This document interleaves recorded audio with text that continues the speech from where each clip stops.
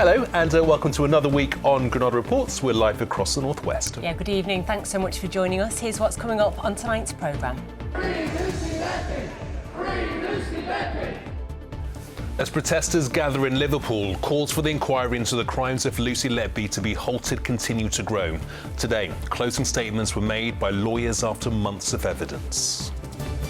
The former Scout leader from Cheshire, who spent decades on the run, is found guilty of more than 50 charges of abusing young boys. 40 years of saving lives, the Manchester-based charity set up to support those living with HIV celebrates a special milestone. When the sun sets this evening, there'll be a feast here in Blackburn, hosted by the local hospice to share the work they're doing. Speedway is back and Manchester's Bellevue Aces have a league title to defend. The action gets underway tonight here at the National Speedway Stadium, where they're expecting a full house. We'll be live here later in the show. I think that what Manchester sees today, London will see eventually. Celebrating 70 years of ITV, we look back on the early days of Granada in the first of a series of special reports. And this little cold tip won't be the only one. Pleased to hear temperatures are on the up over the next few days. I'll have the full forecast later on in the programme.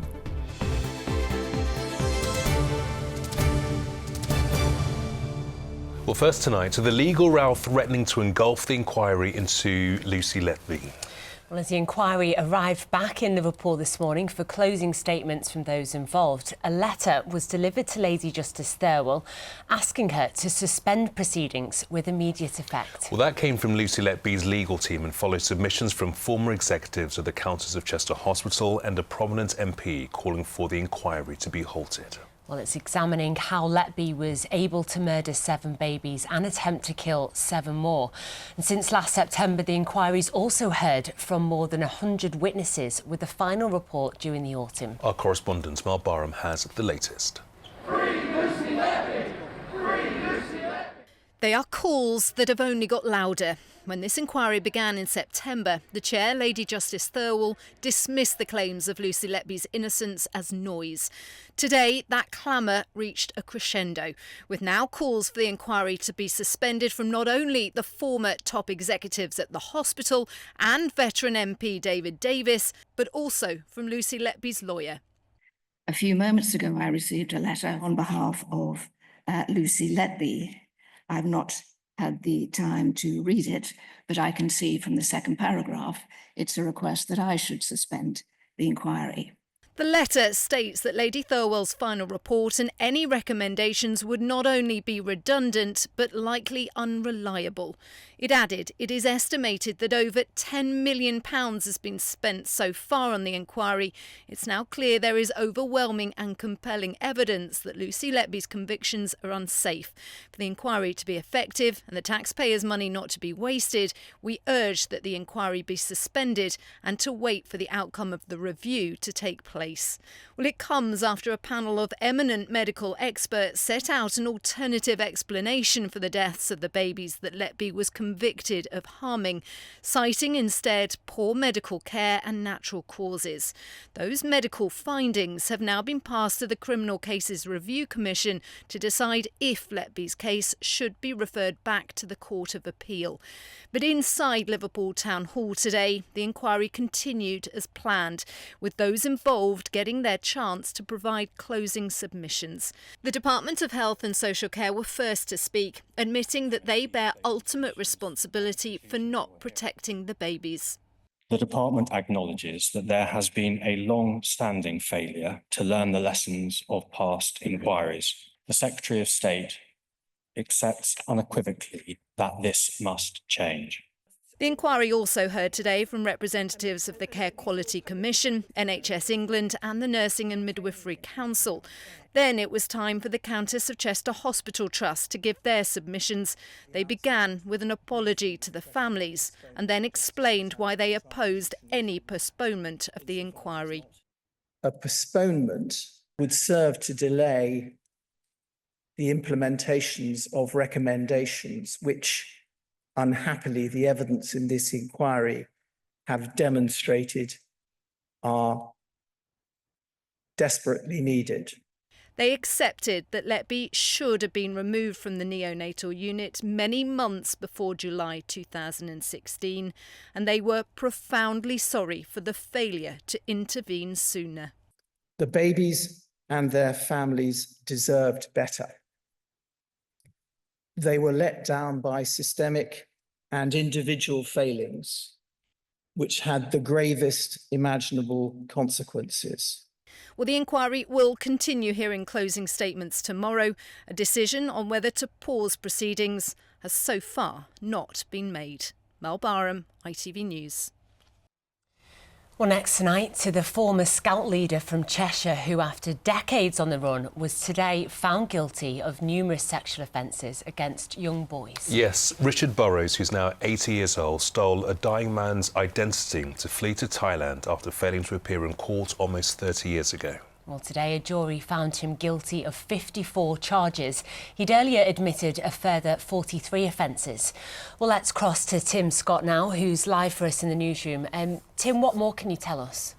Yes, well, Richard Burrows was originally charged in 1997 for sexual offences against 24 young boys.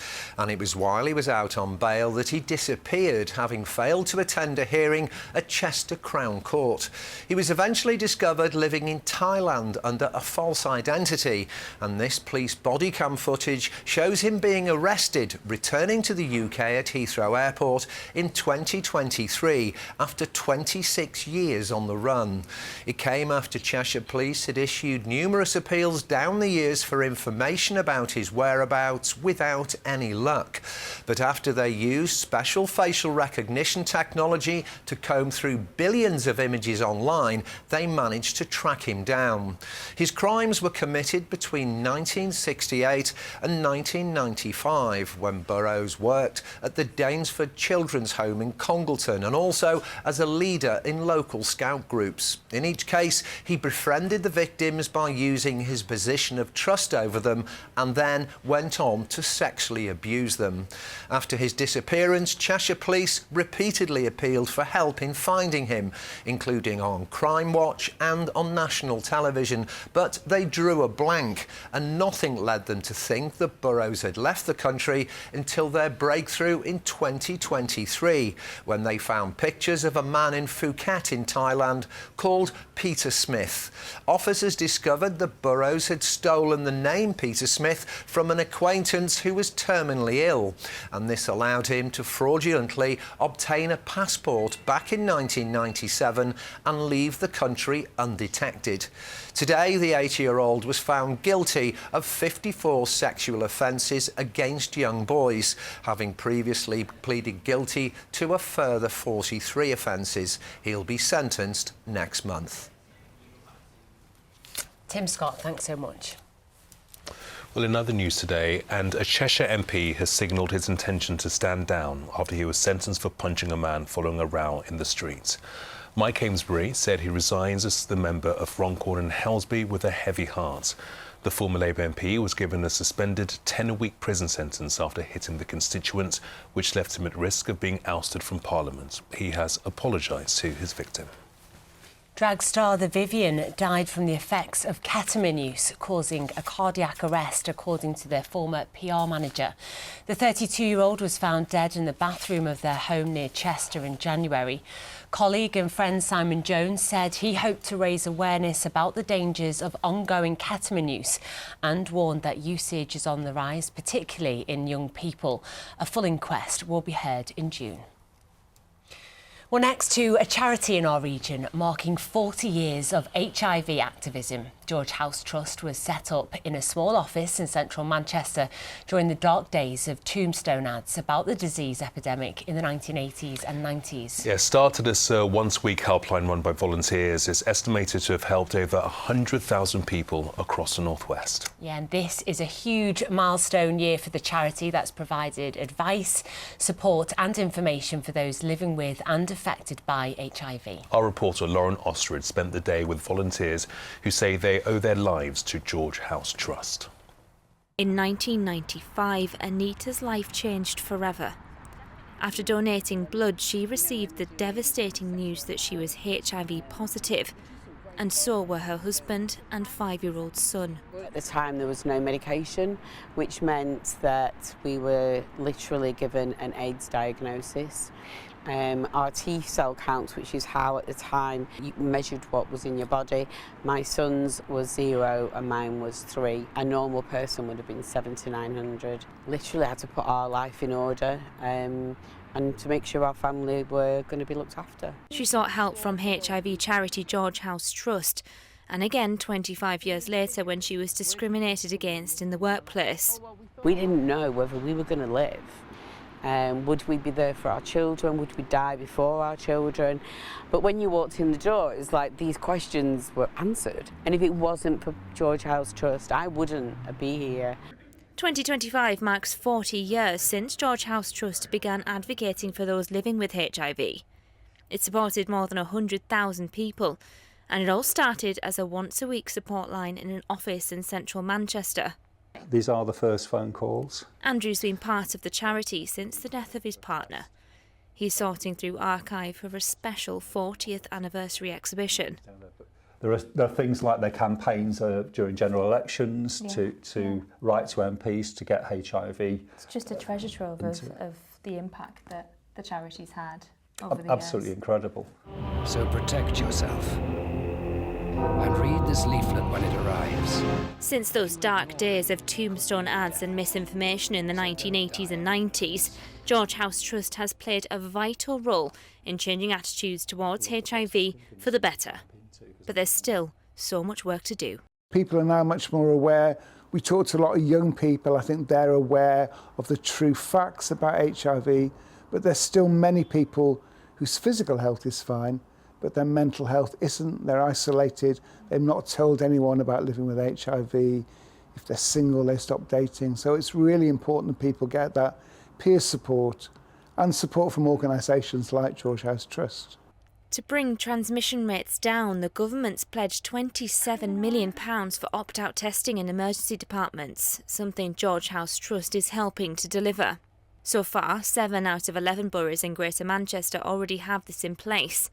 300,000 people over the age of 16 have been tested since 2021, and of those, 120 were diagnosed with HIV and referred to George House Trust for support. So I think the most important thing for people living with HIV is to get tested, to get diagnosed, because we know now HIV is a different world, and once you're diagnosed we can look after you, and treatment is now actually pretty simple to take. So we know as long as we diagnose you early enough, you can live a normal length of time and have a normal lifespan. But the most important thing is getting tested and getting that diagnosis. And the stigma of having a test is getting less and less. However, there's still a long way that we need to go towards encouraging other services, other people that provide any healthcare to test individuals. The government's aim is to have no new HIV transmissions in England by 2030.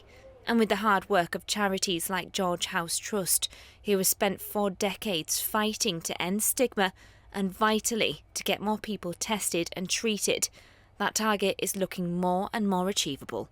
Lauren Ostrich, ITV News, Manchester. Yeah, it's great to hear the brilliant work it's doing. Time for sport now, and the weekend's 2 League Cup finals didn't go according to plan, did they, Mike? No, let's be honest, not a great week for Liverpool. Out of the Champions League and then beaten at Wembley. The picture says it all, really, doesn't it? Liverpool missing out on the season's first piece of silverware. The Reds were beaten by Newcastle in the Carabao Cup final. A late goal set up a thrilling finish, but they went down 2-1 as Newcastle won their first domestic trophy in 70 years. It was a tough week, but it was also a week where we extended our lead to 12 points from it being 10. So it wasn't all negative, but yeah, the last two were definitely not the way we wanted it to be. And it was disappointment too for Manchester City, who lost to Chelsea in the Women's League Cup final. It ended 2-1 at Derby's Pride Park. The two sides meet again in the Champions League on Wednesday. Look at our winners in the Football League. Burnley are 1 place adrift of the Championship's automatic promotion spots after a 2-0 win at Swansea. Preston ended their 6-game winless streak in the league as they won 2-1 at home to Portsmouth. Isaac Olafay scored a stunning winner as Stockport County beat League One promotion rivals Bolton 1-0.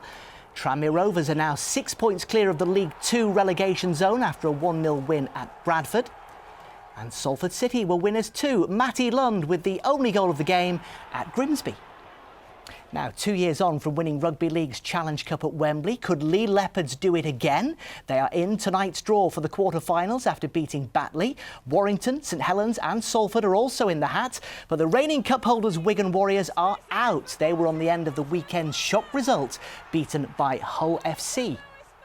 Liverpool's Nick Ball cemented his place as one of Britain's best boxers as he successfully defended his world title.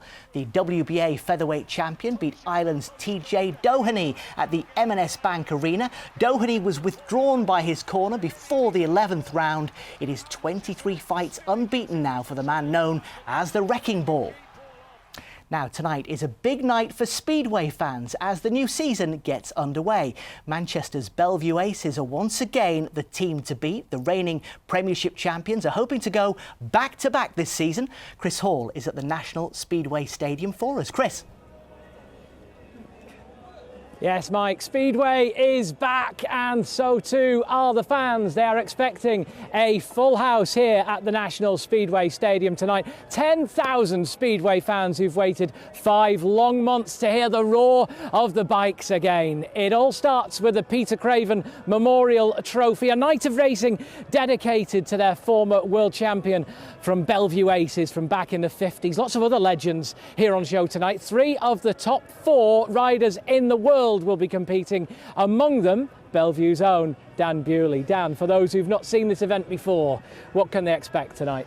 Just a thrilling night. There's some of the best riders in the world here, and it's also a 6-man final, so it's going to be pretty thrilling. What does it mean to you to be one of those top 4 riders in the world right now? Yeah, it's pretty special, but you know, it's also an honour. This meeting, it's every year at the start of a year, and it's you know, honouring a legend of the club really, and you know, of Speedway too. So it's a cool meeting to be in, and to get a win here is nice. For those of our viewers who are fairly new to Speedway, just talk us through the dangers of racing, because accidents happen. You've gone through it yourself. Just talk to me about what you went through and the comeback from that injury.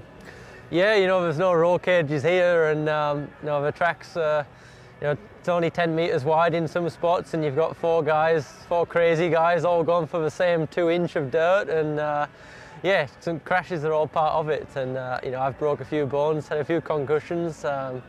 Biggest one was broken femur, wrist and shoulder all in one, so it's all part of it. So what did it mean, having gone through all of that, to have won the league title with Bellevue last year? Yeah, just, you know, cool to be part of that team, and you know, the crowd was in it all the way behind us, and yeah, you know, you get to a point with some injuries where you don't think it's going to happen, and you know, to get to the other side of it, it's pretty special. And what do we think, just briefly, do you think we can get another one? Can we get back-to-back wins? That's why we're here. Absolutely. Well, Dan, we'll let you go, but enjoy the racing tonight. If you are new to Speedway and you've not seen it before, it's quite a spectacle. Speeds of up to 80 miles per hour and no brakes. I can tell you, you have to be pretty fearless to do what Dan does for a living. Chris, thanks very much indeed. 80 miles an hour, no brakes, no thank you. Sounds fun. Thanks so much, Mike. Next, a hospice in East Lancashire has opened its doors this evening to invite people to share in an iftar feast. Well, it's the second time they've invited members of the community along for their first meal of the day after fasting during the holy month of Ramadan. Our correspondent Elaine Wilcox reports from Blackburn. Well, a veritable feast is planned here at Blackburn Hospice. In around 10 minutes' time, hot food will arrive after the call to prayer. Now, Nicola Hannah from the East Lancashire Hospice tell us this is the second iftar event, and you've opened the doors to the local community. We have. We want our communities to come together, share a meal, and really for us to say thank you for all that they do for us throughout the year as well. And every Ramadan, we raise money through our Muslim community, and they're super generous, so it's a big thank you. And also just to raise awareness of what we do, how we can support people in our community to be there when they need us most. It obviously is a very, very difficult time for people when they need the help of the hospice. But a lot of people won't know it's a charitable organisation, so you only get a third of funding. So how important is the Muslim community? Absolutely critical to what we do, and without them we wouldn't be able to do what we do. And that's our whole community, the community of Blackburn, Darwen, Hyndburn and the Ribble Valley. We support everybody, and we want to continue that support and tell everybody what we do and how we can help them. Okay, well, just 3% of the Muslim community use the care and services of the hospice, but you want to change that. Suleiman, you have personal experience. Your wife was cared for here at the hospice. Yeah, absolutely. It's just over 10 years ago when Rabia was here for a good number of weeks, and then she passed away here.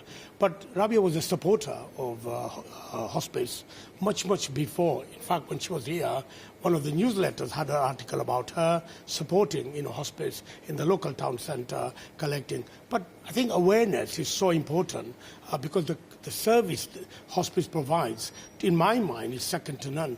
I say second to none because I've seen it myself, and every time when I come here, I see so many patients with life-limit illness and the family at ease because they're being cared for. And they supported you and your 5 children at a terrible time of your life. And you're telling people in the mosque, the Muslim community, and this is a time when they make donations daily during Ramadan. Absolutely. It's vital that everybody is aware that the Lillah donations and Nafil Sadaqah is also given to the local charities. And I say local charities in particular about hospice because the services they provide is second to none. Okay, well, there's someone who will talk very highly about the work that you do. Salma, if I can ask you, we've got a date on the table. Tell us about the significance of that. The significance of the dates is our Prophet used to open the fast with the date, and we follow the tradition because it is Sunnah, and we do everything our Prophet used to do. So it is one of the traditions that we follow. And we will be getting some food in about 10 minutes' time after the call to prayer. Is everybody hungry? Yes. Back to you. Elaine Wilcott's reporting there. Now, this year, ITV is celebrating its 70th birthday. And over the next few months, we'll be delving into the archives to find clips you've hopefully never seen before. Well, tonight, we start off with the birth of Granada TV, and Paul Crone reports.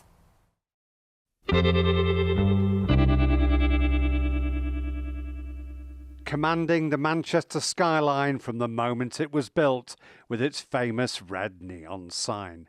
The vision came from brothers Cecil and Sidney Bernstein, who owned cinemas and theatres before applying for the ITV licence in the north. In 1955, the plot on Quay Street was just waste ground, but within 8 months, Manchester had the first purpose-built television company in the country. By the mid-1950s, there were over 10 million TV sets in homes across the country. The founder of Granada, Sidney Bernstein, was convinced that together with the fact Manchester was famous for its high level of rainfall, people would stay inside and watch the telly. The plan would work way beyond his wildest dreams. Are we going to be able to see any of your particularly northern programmes? I think that what Manchester sees today, London will see eventually. Opening night was May the 3rd, 1956, with comedian Arthur Askey bringing a new style of broadcasting to our screens. But you don't live in Manchester. You haven't got a nice frock on like me. Look, I'll change. I know you Oh, do. so with the I got 2 cameras, eh? Craftsmen, technicians and creative talent were hand-picked to make Granada lead the way in commercial broadcasting, even if some of the programmes were a little formal by today's standards. How are you, Mrs. Rickard? Very Nice well, to have thank you you. with us. What's your work, may I ask? I'm an assistant cook. Oh, that's a pretty popular job. An assistant cook? Yes, at the Naval Hospital, Gillingham. I see. I always need a little assistance when I cook. Maybe you could help me. But where the station really excelled was in choosing its on-screen talent. For example, a young Michael Parkinson with his ultimate show of affection for Granada. I hope you're very satisfied with it now when you get home. We're about finished now, are we? Yes, Good. yes. Fine. Well, let's have a look. Very pretty, I'm sure. Huh? And people we would come to love and adore on our screens would always be one of the broadcaster's biggest strengths. Actor Jeremy Brett played Sherlock Holmes. It was made right here, and if you look carefully, you'll see an iconic left over. This is it. The door. The door of 221B Baker Street. People would say to me, "You were just like one of us. Yes. We were not on a pedestal." As we say in Granada land, no star. Good night. Gone but never forgotten. Paul Crone, ITV News, Manchester. Amazing stuff. Here's Joe. Why do I need a shower? I've been out in the rain. The faster you go, the sooner you'll be out. You'll save water too. United Utilities sponsors ITV Granada weather. Thank you. Good afternoon. After a bit of a dull, chilly start to the working week for some of us, an improved picture over the next few days. Temperatures will be rising. It's dry with lots of sunshine to come. And then at the weekend, becoming more unsettled again with rain moving in on Saturday. Other than that, high pressure dominates through the rest of the working week. We are pulling up mild, dare I say it, warm air from the south, giving a real boost to temperatures Wednesday, Thursday, Friday, before fresher conditions and low pressure back in the driving seat for the weekend brings a spell of rain. Back to this evening's details. Perhaps initially rather cloudy, but skies will clear as the night wears on, winds drop away, perhaps a few mist or fog patches, and certainly a touch of frost in more rural spots overnight tonight. But even in our towns and cities, down to 1 or 2 degrees. So a frosty night to come, and it's dry as we approach Tuesday morning. On to tomorrow, and the sun is up at 6:19, setting at 6:20 tomorrow evening. A fresh, cold, chilly start to Tuesday for the northwest of England and the Isle of Man. And into the afternoon, plenty of sunshine on offer. The wind is still quite chilly, but temperatures in sheltered spots will reach 10 or 11 Celsius tomorrow, and it shouldn't feel too bad if you're out of the breeze. A dry and fine afternoon, and after tomorrow, temperatures will be picking up day on day. Wednesday, a cracking day, lots of sunshine to come, 13 or 14 degrees, down to 5 or 6, so we're frost-free overnight into Thursday and Friday, when we'll see those temperatures peaking 16 or 17 Celsius, so well above average for the time of year, before it becomes a little bit more unsettled and fresher into the weekend. Bye-bye.